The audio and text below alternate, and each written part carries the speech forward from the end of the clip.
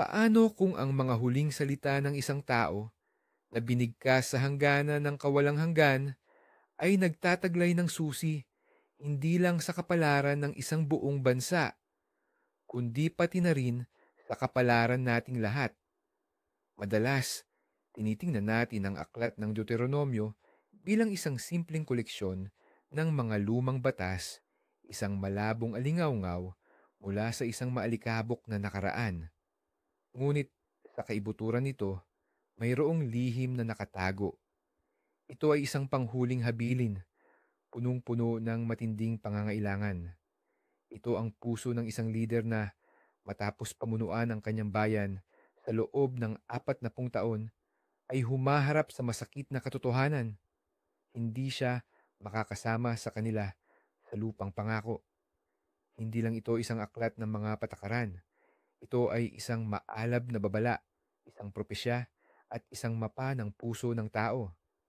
Ito ang kwento tungkol sa isang Diyos na uhaw sa relasyon, hindi lang sa bulag na pagsunod, at tungkol sa isang bansang nakatayo sa bingit ng kadakilaan o kapahamakan na ang kinabukasan ay nakasalalay sa isang desisyon, ang alalahanin o ang kalimutan. Anong lihim ang nakatago sa pag-uulit ng mga batas na ito na ginagawa itong napakahalaga, mapanganib na mahalaga para mabuhay ang Israel?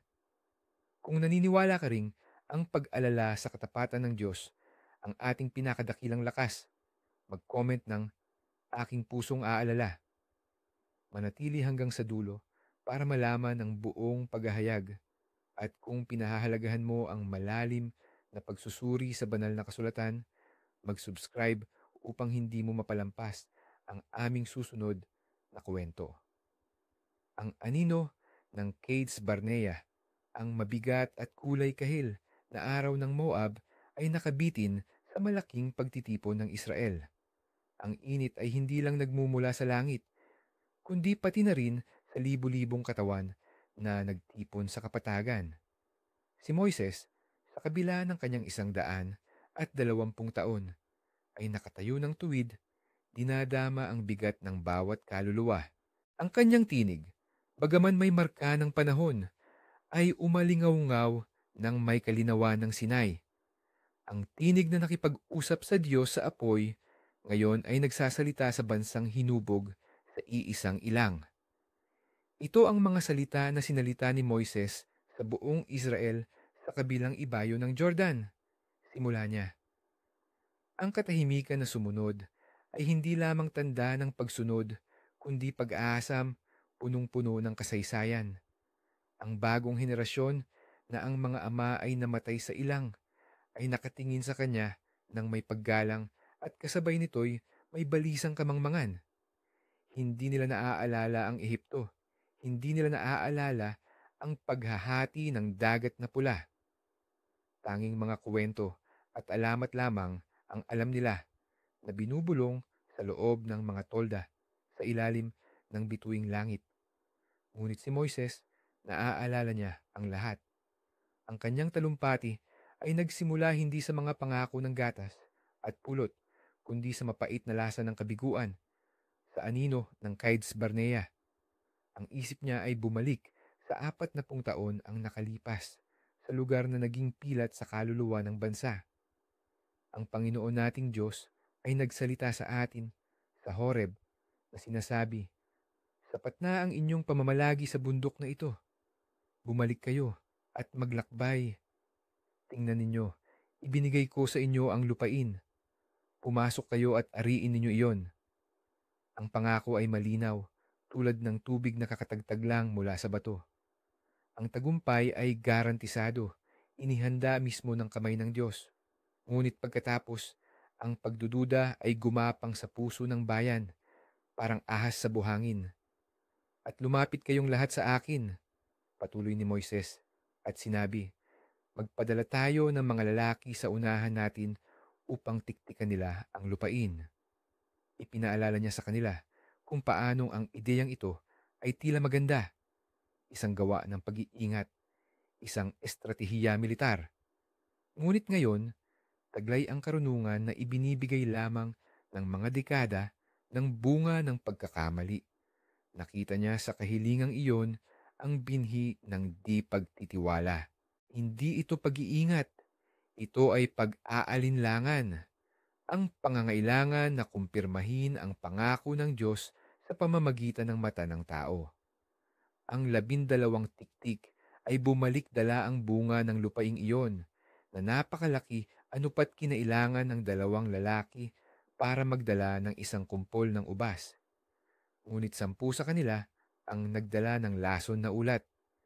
Nagkuwento sila tungkol sa mga higante, sa mga lunsod na pinatibay hanggang langit, tungkol sa bayang lalamon sa kanila, at ang lason ay kumalat ng mas mabilis kaysa sa apoy sa tuyong damo. Inilarawan ni Moises ang pag-iyak na bumangon sa kampo ng gabing iyon. Ang tunog na hanggang ngayon ay umaaling-awngaw sa kanyang pandinig. Hindi ito iyak ng kalungkutan, kundi iyak ng paghihimagsik. Sapagkat kinapuotan tayo ng Panginoon, umiyak sila. Inilabas niya tayo sa lupain ng Ehipto upang ibigay tayo sa kamay ng mga Amoryo at puksain tayo.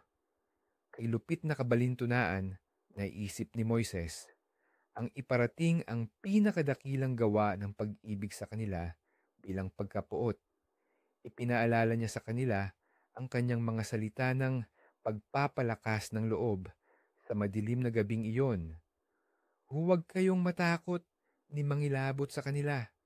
Ang Panginoon ninyong Diyos, siya mismo ang mauuna sa inyo. Siya ang lalaban para sa inyo. Ipinaalala niya sa kanila ang ilang kung paanong binuhat sila ng Diyos tulad ng pagbuhat ng tao sa kanyang anak. Ngunit ang kanilang pananampalataya ay pinalitan ng takot, at ang takot ay nagbunga ng paghihimagsik. Ang hatol ng Diyos ay mabilis at kakilakilabot. Walang sino man sa masamang henerasyong iyon ang makakakita sa mabuting lupain na isinumpa kong ibibigay sa inyong mga ninuno. Lahat ng edad 20 pataas, maliban sa tapat na sina Caleb at Josue, ay mamamatay sa ilang. Ang kanilang mga bangkay ang magsisilbing marka ng daan ng 40 taong paglalakbay. Habang isinasalaysay ang kwentong ito, si Moises ay hindi lang nagtuturo ng kasaysayan, nagsasagawa siya ng operasyon sa puso ng bagong henerasyon. Nais niyang maramdaman nila ang kirot ng nawalang pagkakataon, upang maunawaan nila na ang pagsunod ay hindi pasanin, kundi susi na nagbubukas ng pinto ng pangako, upang makita nila na ang tunay na higante na dapat katakutan ay hindi ang lahi ni anak, kundi ang higante ng di paniniwala na naninirahan sa sarili nilang mga puso. Ang anino ng Cadiz Barnea ay hindi lamang isang alaala. Ito ay isang babala para sa kinabukasan na isang tawid ilog Jordan na lamang ang layo. Ang matagal na paglalakbay sa ilang, patuloy na dumadaloy ang salaysay ni Moises, parang isang ilog na tumatagos sa kolektibong alaala ng buong bayan. Ipinataw na ang hatol. Ang abot tanaw na dating sumisikat dahil sa pangako ng Kainaan ay nagsara at naging isang walang hanggang bilog ng buhangin at mga bato. Ang paglalakbay ngayon ay wala ng patutunguhan kundi isang tiyak na tagal, 40 taon. Ito'y parang isang mahaba at palikulikong libing para sa isang henerasyon na hinatulan dahil sa sarili nilang kawalang pananampalataya. Ipinaalala ni Moises sa kanila ang kapalaluan na sumunod sa paghatol na iyon. Pagsisihan man lang daw nila ang kanilang dating kaduwagan. Sa isang bugso ng pagmamataas at pagsuway, nagdesisyon ang mga mandirigma na salakayin ang mga Amoryo. Nagkasala tayo sa Panginoon, sabi nila. Kaya aakyat tayo at lalaban. Ngunit huli na ang lahat, ang pagsisisi na bunga lamang ng parusa at hindi ng tunay na pagbabagong loob ay isa lamang anyo ng paghihimagsik. Binalaan sila ng Diyos sa pamamagitan ni Moises. Huwag kayong aakyat at huwag kayong makikipaglaban sapagkat wala ako sa inyo. Ngunit hindi sila nakinig. Ang pagkatalo ay lubos at kahiya-hiya. Hinabol sila ng mga Amoryo na parang mga bubuyog, pinangalat at pinatay. Kaya nagsimula ang matagal na paglalakbay. At humarap kami at nagtungo sa ilang patungong dagat na pula ayon sa iniutos ng Panginoon sa akin at umikot kami sa bundok Seir sa loob ng maraming araw. Huminto si Moises. Ang maraming araw na ito ay hindi mga araw ng pag-usad. Ito'y mga araw ng parusa, mga araw ng pag-ikot-ikot habang ang isang henerasyon ay dahan-dahang nalalanta sa ilalim ng matinding init ng araw. Ngunit kahit sa panahon ng paghatol na ito, isiniwalat ng salaysay ni Moises ang nakatagong hiwaga ng pagkatao ng Diyos, ang kanyang ganap na pamamahala at ang kanyang kakaibang habag. Ipinaalala niya kung paanong iniutos ng Diyos na lumiko sila pahilaga patungo sa lupain ng mga anak ni Esau, ang kanilang mga kapatid, ang mga Edomita. Nakakagulat ang banal na tagubilin. Huwag kayong makipag-away sa kanila, sapagkat hindi ko kayo bibigyan ng kahit isang hakbang ng kanilang lupain, sapagkat ang bundok Seir ay ibinigay ko na kay Esau bilang pag-aari. Dito, sa gitna ng pagpaparusa sa Israel, ipinakita ng Diyos ang katapatan sa pangako niyang binitiwan maraming henerasyon na ang nakalipas. Ganoon din ang nangyari sa mga Moabita at Amonita, ang mga anak ni Lot. Ipinagbawal sa Israel na galawin ang kanilang mga lupain. Itinuro ni Moises sa bagong henerasyon na ang kanilang katayuan bilang piniling bayan ay hindi nagbibigay sa kanila ng karapatang manakop ng sinuman. Ang mundo ay pag-aari ng Diyos at siya ang nagtatakda ng mga hangganan ayon sa kanyang kalooban. Ang matagal na paglalakbay ay hindi lamang panahon ng paghihintay at kamatayan. Ito ay naging isang paaralan sa ilang. Dito nila natutunan ang tungkol sa kapangyarihan ng Diyos sa lahat ng bansa. At sa lahat ng panahong iyon, ipinaalala ni Moises, ang Panginoon mong Diyos ay kasama mo, wala kang kinulang. Ang kanilang mga damit ay hindi na luma, ang kanilang mga paa ay hindi na maga. Ang araw-araw na pagbigay ng manna, ang haligi ng ulap at apoy, patuloy ang presensya ng Diyos. Kahit panaantala ang pangako ng lupain, sila'y sinisintensyahan, ngunit hindi pinabayaan. Sila'y pinarurusahan, ngunit hindi inabandona. Nagwakas ang paglalakbay ng tuluyan, ng malagutan, ng hininga ang huling miyembro ng hinatulang henerasyon. Sinipi ni Moises. Nang malipol na ang lahat ng mandirigma, sinabi sa akin ng Panginoon, bumangon kayo, maglakbay na, at tumawid sa ilog Arnon. Natapos na ang paghihintay. Ginampanan ng ilang ang malungkot nitong layunin at muling bumukas sa harap nila ang daan patungo sa pangako. Mga tagumpay sa silangan ng Jordan. Nagbago ang himig ni Moises. Ang kalungkutan ng mga nakaraang alaala ay napalitan ng tunog ng sandata at sigaw ng labanan. Kailangang marinig ng bagong henerasyon na lumaki sa mga kwento ng pagkatalo ang tungkol sa tagumpay. Ang unang pagsubok ay dumating sa hanggana ng batis ng Arnon. Dito naghahari si Sihon, ang hari ng mga Amoryo, sa kanyang kuta sa Heshbon. Ang utos ng Diyos ay malinaw at hindi matututulan. Akin nang ibinigay sa iyong kamay si Sihon. Simulan mo na ang pagsakop at makipagdigmaan ka sa kanya. Hindi tulad ng mga Edomita at Moabita, ang mga Amoryo ay walang anumang sinaunang pangako na nagpoprotekta sa kanila. Isinalaysay ni Moises kung paano siya nagpadala ng mga sugo kay Sihon na nag-aalok ng kapayapaan, na humihingi ng permiso na dumaan lamang sila sa lupain gamit ang daang hari. Ito sana ang pagkakataon ni Sihon na umiwas sa hatol ng Diyos. Ngunit gaya ng paliwanag ni Moises, hindi pumayag si Sihon, ang hari ng Heshbon, sapagkat pinatigas ng Panginoon mong Diyos ang espiritu niya at pinahirapan ang puso niya upang ibigay siya sa iyong kamay. Ang labanan ay hindi na maiiwasan.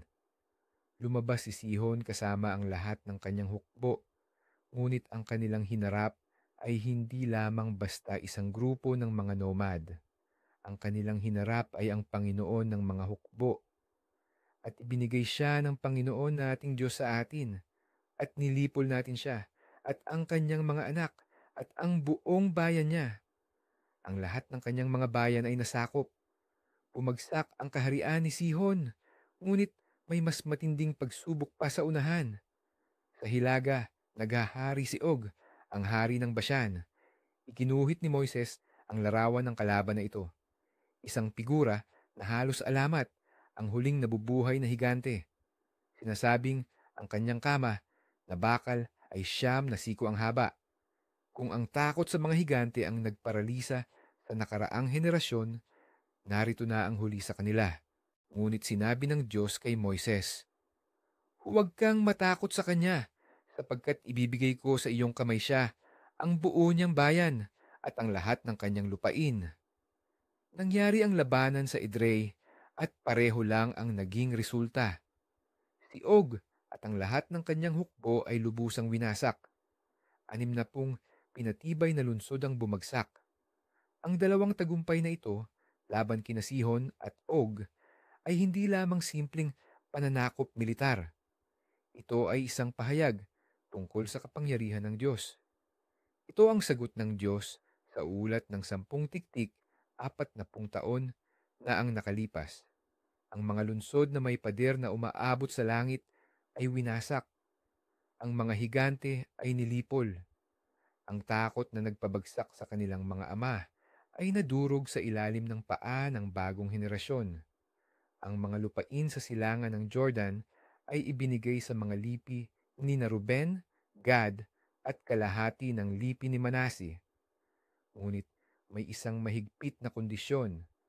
Kailangang tumawid sa Jordan ang kanilang mga mandirigma at makipaglaban kasama ang kanilang mga kapatid hanggang sa masakop ang buong lupain ng Canaan.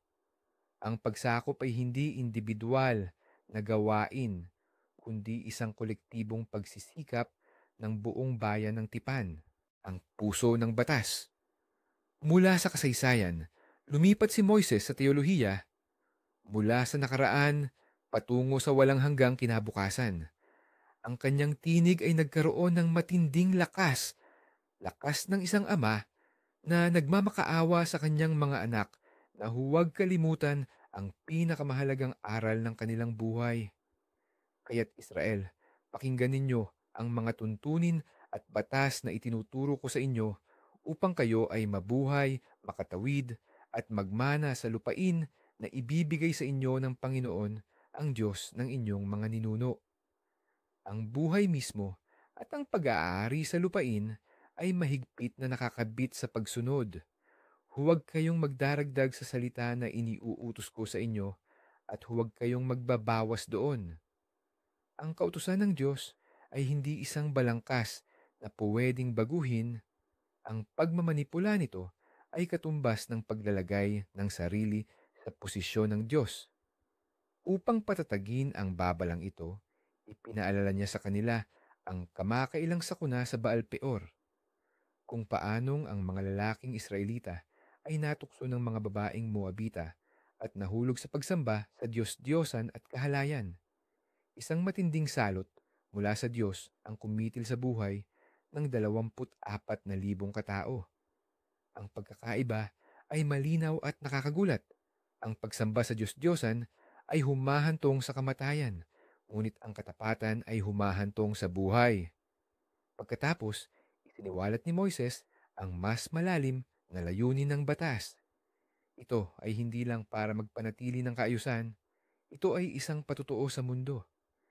Ingatan at isagawa ninyo ang mga ito, sapagkat ito ang inyong karunungan at pag-unawa sa paningin ng mga bansa na makakarinig ng lahat ng mga tuntuning ito at magsasabi, "Tanging ang dakilang bayang ito lamang ang taong marunong at matalino." Kapag ang batas ay nabubuhay sa mga puso, nagiging ito ang pinakamahusay na kasangkapan ng Israel sa pagbabahagi ng ebanghelyo. Ang mga bansang hentil na nalulubog sa pamahiin at kalupitan ay titingin sa Israel at makakakita ng isang lipunang nakabatay sa katarungan at banal na kaayusan. Makikita nila ang karunungang higit pa sa gawa ng tao at magtatanong sila tungkol sa pinagmulan ng ganyang bayan. Sapagkat mayroon bang dakilang bansa na ang kanilang mga Diyos ay napakalapit sa kanila, gaya ng Panginoon nating Diyos na malapit sa atin sa tuwing tatawagin natin siya. Ang mga Diyos ng ibang bansa ay malalayo, gawa sa kahoy at bato. Ngunit ang Diyos ng Israel ay isang Diyos na kasama nilang lumalakad, nakikipag-usap sa kanila, at sumasagot sa kanilang mga panalangin. Ngunit ang mataas na posisyong ito ay may kaakibat na malaking panganib, ang pagkalimot. Ingatan mo lamang at maingat mong bantayan ang iyong kaluluwa. Baka makalimutan mo ang mga gawa na nakita ng iyong mga mata. Ang pagkalimot ang pangunahing kaaway. Ang ginhawa ng pamumuhay sa lupang pangako, ang impluensya ng nakapaligid na kultura, lahat ay magsasabwatan upang sirain ang alaala ng makapangyarihang gawa ng Diyos. Kaya iniutos ni Moises na ituro nila ito sa kanilang mga anak at sa mga anak ng kanilang mga anak. Ang pananampalataya ay kailangang ipasa sa bawat henerasyon, hindi bilang isang patay na tradisyon, kundi bilang isang buhay at nagbabagong kasaysayan. Ang Shema, ang lihim na nahayag. Matapos kumpirmahin ang mga probisyon ng tipan, ang 10 utos, nilapitan ni Moises ang pinakapuso ng pananampalataya ng Israel. Ibinuod niya ang buong batas at ang mga propeta sa isang utos lamang, na siyang magiging sentro ng pagpapahayag ng Hudaismo. Nagiging mas personal, mas matindi ang kanyang tinig. Makinig ka, O Israel, ang Panginoon nating Diyos, ang Panginoon ay iisa. Ang pahayag na ito, nakilala bilang Shema, ay revolusyonaryo sa isang mundong punong-puno ng maraming Diyos. Hindi lang nito sinasabi na ang Diyos ng Israel ang pinakamakapangyarihan. Ipinapahayag nito na siya lamang ang tanging Diyos. Ang lahat ng iba ay huwad, mga walang buhay na idolo. Ang pagiging iisa ng Diyos ay humihingi ng isang tugon mula sa puso ng tao. At ibigin mo ang Panginoon mong Diyos ng buong puso mo, ng buong kaluluwa mo, at ng buong lakas mo. Ito ang tago o nakatagong sikreto ng Deuteronomyo. Ito ang susi na nagpapabago sa batas mula sa isang panlabas na pasanin tungo sa panloob na kaligayahan. Ang pangunahing motibasyon para sa pagsunod ay hindi ang takot sa parusa, ni ang pagnanais na gantimpalaan. Ito ay pag-ibig, ganap at lubos na pag-ibig. Ang magmahal ng buong puso ay nangangahulugang ang sentro ng ating damdamin, kaisipan at desisyon ay nakatuon sa Kanya. Ang magmahal ng buong kaluluwa ay nangangahulugang handa tayong ialay ang ating buhay para sa Kanyang katapatan. Ang magmahal ng buong lakas ay nangangahulugang bawat kilos, bawat onsa ng enerhiya at bawat material na yaman ay dapat gamitin sa paglilingkod sa Kanya. Alam ni Moises na ang ganitong radikal na pag-ibig ay hindi maaaring limitahan lamang sa paglilingkod sa tabernakulo. Dapat itong tumagos sa bawat bahagi ng pang-araw-araw na buhay. At ang mga salitang ito na iniuutos ko sa iyo ngayon ay mapapasa iyo sa iyong puso. At ang panloob na pananampalatayang ito ay kailangan ding ipasa ng masikap. At ituro mong masikap sa iyong mga anak at salitain mo ang mga iyon pagka nakaupo ka sa iyong bahay at pagka naglalakad ka sa daan at pagka nahihiga ka at pagka bumabangon ka. Ang pag-uusap tungkol sa Diyos ay dapat maging kasing natural ng paghinga. At itatali mo ang mga iyon na pinakatanda sa iyong kamay at ang mga iyon ay magiging pinakabigkis sa iyong noo. at isusulat mo ang mga iyon sa mga haligi ng pinto ng iyong bahay at sa iyong mga pintuang daan. Ito ang nagbunga ng mga gawi ng tefillin at mezuzah, mga pisikal na paalala ng tipan. Ang pagkilos ng ating kamay at ang direksyon ng ating isip ay dapat pangasiwaan ng salita ng Diyos. Ang tahanan ay dapat italaga sa Kanya. Ito ang proteksyon laban sa pagkalimot, isang bagay na lubhang kinatatakutan ni Moises. Pagdating nila sa lupang pangako at manirahan sa mga bahay na hindi sila ang nagtayo at kumain mula sa mga ubasan na hindi sila ang nagtanim, napakalaki ng tuksong kalimutan ang tagapagbigay ng lahat ng kaloob na ito. Ang Shemaain ay hindi lang utos. Ito ay isang paanyaya sa pinakamalalim na relasyon. Isang relasyon ng ganap na pag-ibig sa nag-iisa at tunay na Diyos. Pagpili, pagpapala o sumpa. Palapit na sa pinakatuktok ang talumpati ni Moises. Binalikan niya ang kanilang kasaysayan, ipinaliwanag ang kautusan, at sinuri ang lalim ng kanilang relasyon sa tipan, covenant. Ngayon, ibinaba niya ang lahat sa isang fundamental na pagpili, isang mahalagang sandali na magtatakda ng kahihinatnan ng buong bansa. Tingnan ninyo, inihaharap ko sa inyo ngayon ang pagpapala at ang sumpa. Ang kanyang tinig ay may bigat na pang walang hanggan.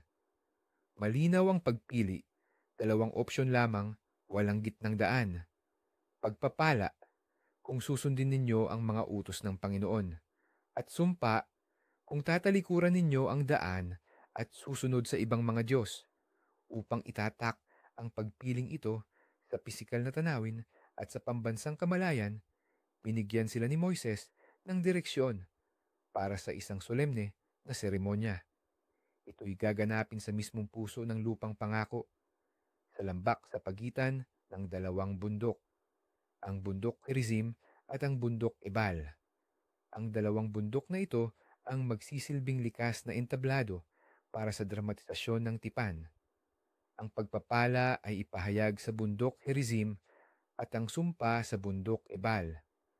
6 na tribo ang tatayo sa libis ng bundok Gerizim, na ayon sa tradisyon ay luntian at mayabong, upang ipahayag ang mga pagpapala.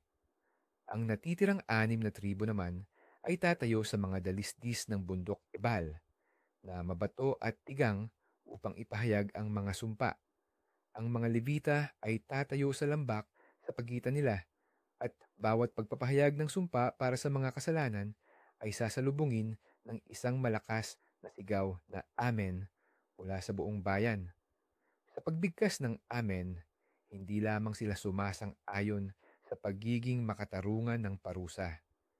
Inaanyayahan nila ang sumpa sa kanilang sarili kung sakaling sila ay sumuway. Ang seremonyang ito ay isang obra maestra ng pagtuturo.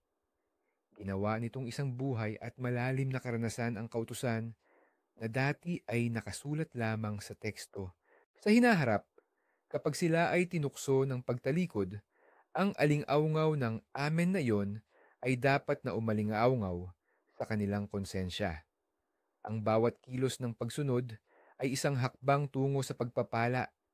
Ulan sa takdang panahon, masaganang ani, tagumpay laban sa mga kaaway.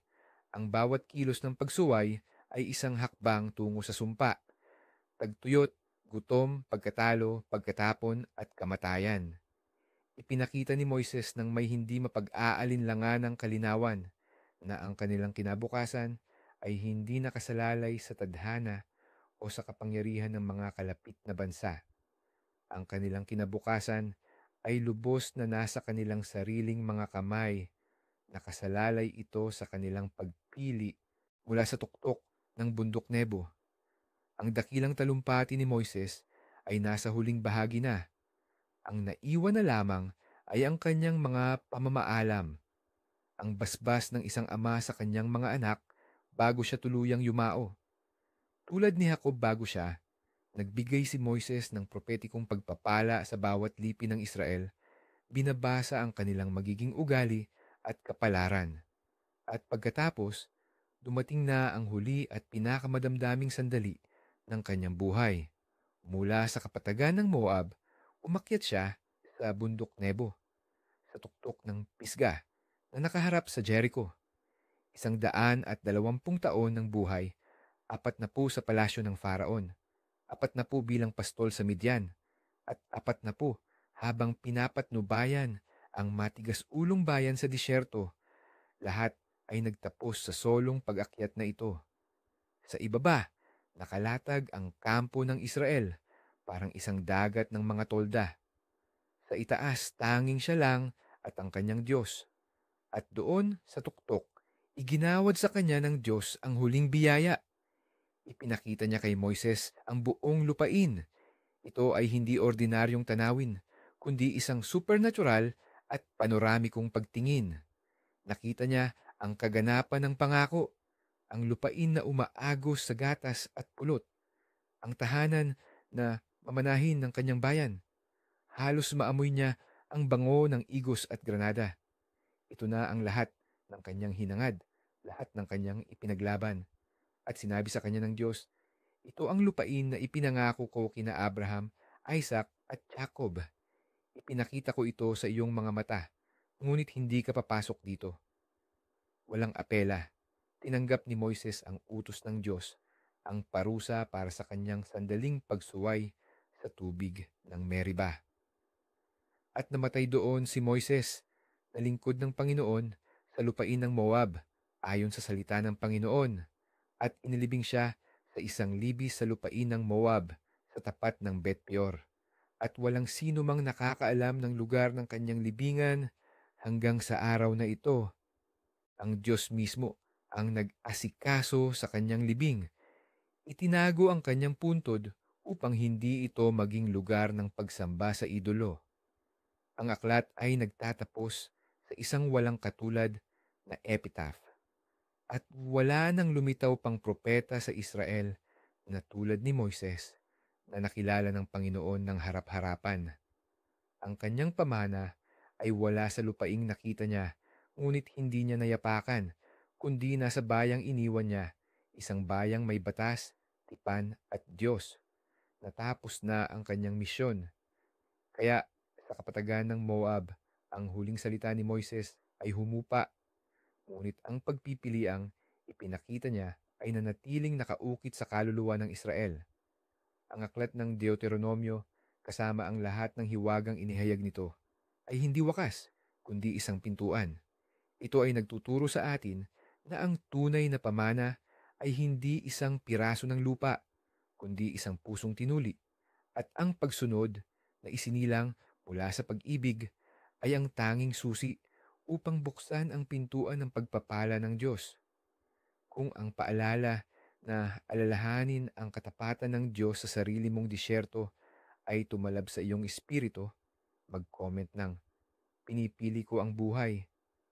Sa pamamagitan nito, sabay nating pinapatunayan na ang ating pag-asa ay hindi nakasalalay sa ating lakas, kundi sa kanyang pangako.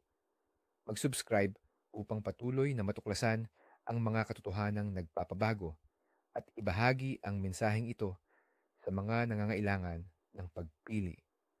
Alin sa mga babala ni Moises ang sa tingin mo ay pinakaangkop ngayon? Ibahagi ito sa comments